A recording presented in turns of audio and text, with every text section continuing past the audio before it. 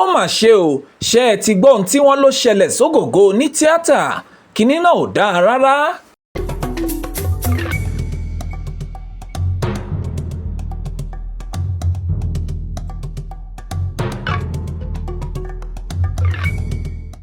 Kódà bí ènìyàn jẹ orí ahun, ẹkún agbọn onítọ̀hún bó bá rí fọ́nrán ìyẹn fídíò tí ọmọ ògbóǹtarìgì òṣèré Taiwo Hassan tí ọ̀pọ̀ mọ̀ sí Ogogo ṣe tó sì tún fi síta lórí ayélujára.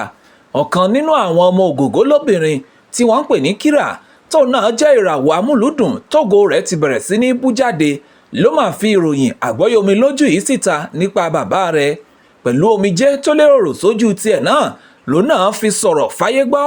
Kira ó ní bàbá òun ìyẹn Ogogo ọmọ kúlódò ló mà wà ní ipò àìsàn báyìí, àìsàn jẹjẹrẹ ìyẹn kánsà ni bàbá òun ní tí kinní náà sì ti wọ̀ ọ́ lára gidigidi.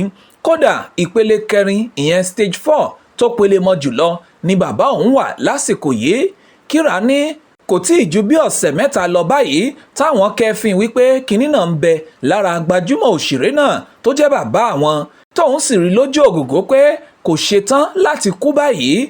Ó ṣàlàyé pé ìtọ́jú ni àwọn ń wá lójú méjèèjì báyìí níbikíbi táwọn bá rí sí, ìbáà ṣe ti olóyìnbó àbí ti ìbílẹ̀, kí bàbá àwọn ṣáà ti gbádùn, kára Ogogo ṣáà ti yá. Ó ní àwọn ò fi Ogogo tọrọ owó rárá o, nítorí àwọn rí bùkátà náà gbọ́, àti pé aṣòfin àgbà ìyẹn sẹ́nẹ́tọ̀ Ọlámilékan Adéọláyáyì láti ìpínlẹ̀ Ògùn ló ti ń kówó kalẹ̀ látìgbà yìí tí ò sì tún tẹ̀tì tó ṣe tán láti ràn wọ́n lọ́wọ́ síwájú sí i láti náwó àti láti nára. Fún ìdí èyí ìwòsàn làwọn nílò táwọn sì ń béèrè fún ẹni bá lè ṣàánú àwọn.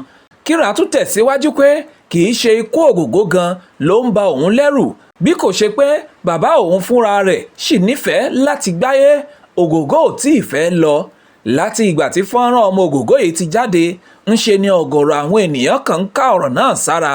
Aládùúrà ń ṣe tiẹ̀, àwọn olówó ní bó bá ṣòwò ni àwọn ṣe tán. Kò túmọ̀ tàwọn aláàánú tọkàn ń kẹ́dùn tí wọ́n sì ń káàánú ẹ̀ látọ̀ọ́kán látòkèrè pé ó ṣe wá lè jẹ́ pé Ogogo tí Olúwa ti lò láti mú inú aráyé dùn ló wá ń la àsìkò ìdánwò ńlá yìí kọjá. Kórí jẹ́ kí a tún padà gbúròó ayọ̀ nípa Ogogo, kábùrú náà ó sì má ṣe déédéé ẹnìkọ̀ọ̀kan wa.